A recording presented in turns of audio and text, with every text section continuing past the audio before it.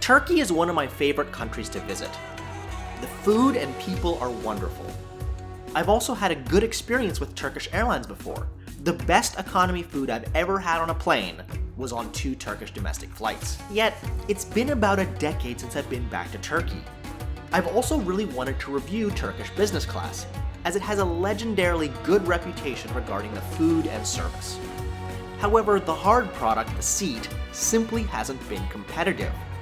232 in 2020 is simply unacceptable, but the new 787s have a brand new 121 configuration. A beautiful new aircraft and a beautiful new seat? I think I'm in love. So let's do this.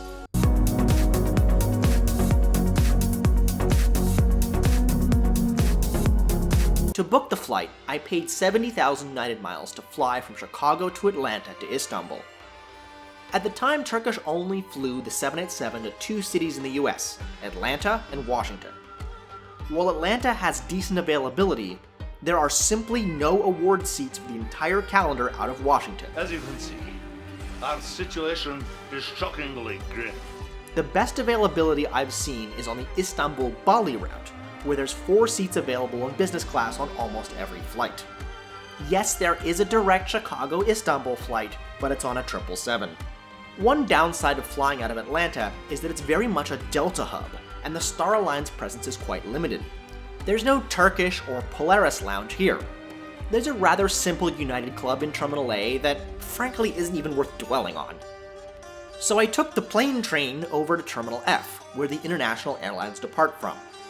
Those outside of SkyTeam use The Club at ATL, which is a chain run by the folks behind Priority Pass. I've used this lounge on many occasions, and it's fine as a free domestic lounge. But as an international business class lounge, you can't help but be disappointed. Especially when considering the Turkish lounge at the new Istanbul airport on the other end. Due to overcrowding, there's a separate roped-off area for passengers actually flying in business class. They offered drinks at your table, but the food really didn't look that appealing, especially when I had Turkish's legendary catering coming up.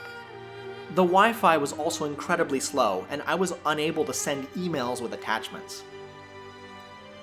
Boarding was a mess. Often there's a final passport check before boarding, especially if you didn't check in person in the airport. Being proactive, I asked at the desk if this was necessary. I was told no. But of course, I did, and lost my place in line to go get my documents checked. Not really Turkish's fault, but frustrating. Finally, it was boarding time, and I made my way to 6K.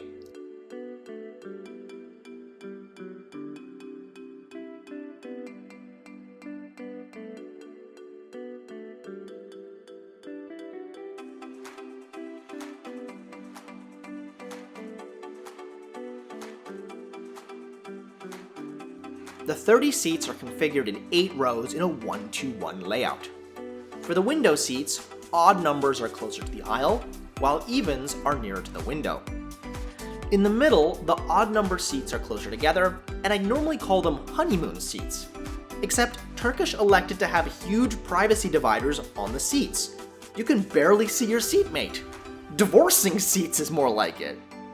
Even the even-numbered window seats had their privacy divisors by the window.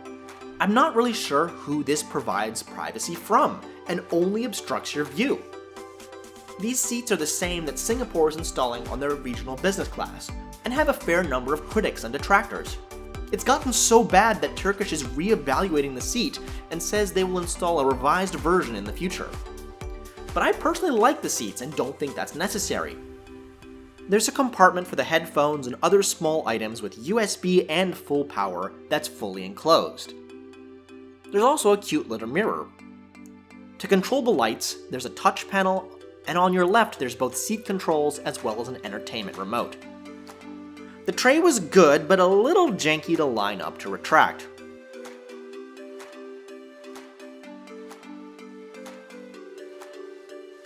I didn't find the footwell to be cramped at all.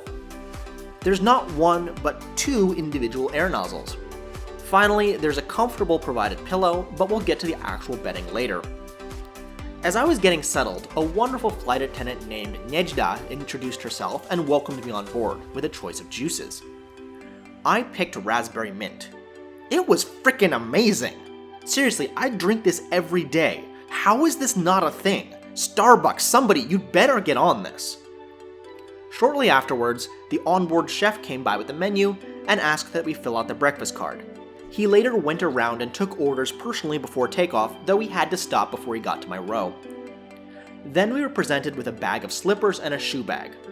Normally business class slippers are pretty disposable, but these are actually the best I've ever had and I hung on to them. Then gender-specific Versace amenity kits were handed out. Men were blue and women were pink. Nobody asked us to confirm which one we'd like. It's up to you if you're offended by that.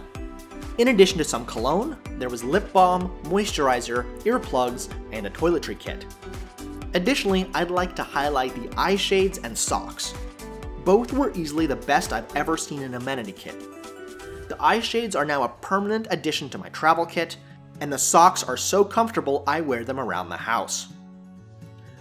We were delayed by 20 minutes, but finally began our taxi out. There's both a forward-facing and downward camera.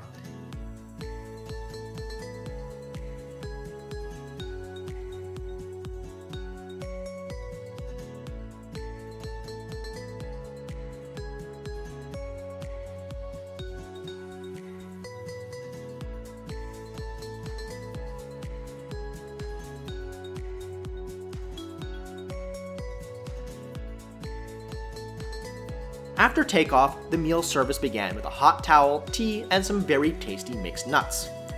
Turkish has a legendary catering provided by Dough & Co., and the service is very involved. In fact, it's even more involved out of Istanbul, where there's an appetizer and dessert trolley so you can select exactly what you want. I really like the food on this flight. The crew worked harder than any US crew to feed the 29 business class passengers. But with a late night flight, any time spent eating isn't spent sleeping. Let's see how long the meal actually took. The table was set 50 minutes after takeoff at 11:10 p.m. 20 minutes later, an amuse-bouche of 3 bites was served. Both of the starchy items were a little soggy, but the zucchini with goat cheese was quite good. 26 minutes later, I was served a soup and appetizer. I had selected the pumpkin soup with traditional Turkish meze. The soup was utterly phenomenal with a hint of spice. The cold chicken meze was flavorful, and the smoked eggplant stuffed in a bell pepper had a fantastic smoky flavor. The tabbouleh was coarsely chopped and quite refreshing. 29 minutes later, the entree was served. There was a choice of sea bass, beef, or penne, and I went with the sea bass. It was cooked perfectly, was soft and flaky with a good flavor. The potatoes were also good but needed some salt and pepper, while the vegetables were also cooked expertly. 27 minutes later, I received traditional Turkish desserts, 3 baklavas, which of course were delicious. So yes, this is the best meal I've ever had crossing the Atlantic, by far. But from start to finish, it took 1 hour and 40 minutes. From takeoff, it was 2 hours and 30 minutes. And while I'd have no problem with this on a daytime flight, it isn't negative when you're trying to sleep. Deal breaker? Absolutely not, especially because flights to Istanbul are longer than those to Western Europe, but still something to consider. In an effort to speed things along, the crew made the beds as meal service began. Bedding included a mattress pad and a thicker blanket. I found both quite comfortable. I reclined the seat and prepared to sleep. A lot of reviewers have said that the seat feels narrow like a coffin. I disagree. The secret is that both armrests go down, which opens up all the space to the window. I was able to turn from my back to my side with no problems. I had plenty of room from my head to my toes. The footwell is only a little tight as you turn over. I really did like how private it felt when reclined, as in some seats it feels like you're on display as you sleep. With the comfortable bedding and the lower pressurization of the Dreamliner, I slept for 6 hours straight and awoke over Austria. Before breakfast, let's talk about the entertainment and Wi-Fi. Turkish's entertainment is quite good, with a wide selection of movies, though there are some airlines with more of a selection. Additionally, there were ads prior to each movie, which is a pet peeve of mine. The Denon noise-canceling headphones were comfortable and surprisingly good, though the flight crew collected them 40 minutes prior to landing. They also inspected each case to make sure they were there as they tallied inventory. Guess we look like criminals! There's apparently an option for you to cast your phone to the screen by pairing it through the Turkish app, but I wasn't able to get it working. But that brings me to the best entertainment feature. Turkish has free Wi-Fi for business class passengers. Free, uncapped, genuinely high-speed Wi-Fi on the 787. I was able to stream YouTube videos with no buffering. This is nuts, and seriously makes the product even more compelling in my eyes. Next, it was time for breakfast. Based on our responses on the card, there's a host of options. I went with the fruit and tea to start, which was fresh and elegantly presented. The croissant was one of the best I've had on a plane. For a main, I had the California omelet. Here, like on most flights, I was disappointed. Yes, eggs on a plane are hard, but it was overcooked with little flavor. It did get better as you kept digging to the filling, but I gave up. This may well be an issue of US-based catering, because I know Turkish can do better. To jump ahead to another flight, the breakfast I had in economy on Turkish catered out of Istanbul was significantly better, but that's not fair, as it was actually the best breakfast I've ever had on a plane. The lavatory was huge and well stocked with amenities. There was also a bidet function, which I haven't seen outside of Japanese carriers. After circling the city and passing the old Ataturk airport, we came into land at the new airport.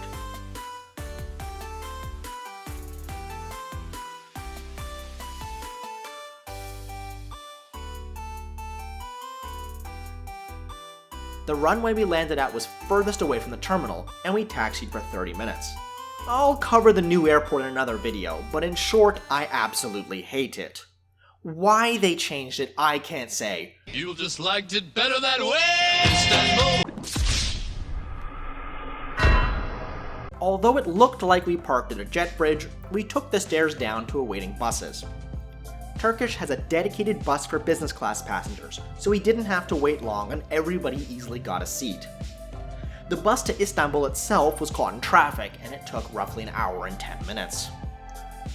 So Turkish business class on the 787. Despite some odd downsides on the seat and long and involved meal service, I really enjoyed the flight, and it is definitely one of my favorites. The question arises as to where to rank it against the other Star Alliance carriers. The service was flawless, the food delicious, and I really appreciated what a good job it did as a national airline of celebrating the food and culture of Turkey. I'd say it's a very close contest between the Turkish 787 and Thai A350. But with free Wi-Fi and slightly better food, I have to give the win to Turkish. Especially if you're departing from Istanbul and can enjoy the lounge and improved and fresher catering. So here's the ranking of long-haul Star Alliance carriers I've reviewed on the channel. Is Turkish business class on the 787 the best Star Alliance business class of them all? No, there is another.